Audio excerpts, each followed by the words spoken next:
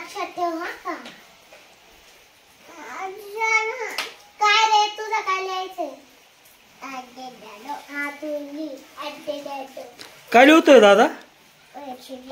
ABCD. तुला येतं का एबीसीडी. तुम्ही काय करते. करा करा अभ्यास करा. करा करा करा करा. छान छान छान. अभिरा तुला काय येतं. इंग्रजी 12th मंथ बोलतं. थांब जोरात बोल.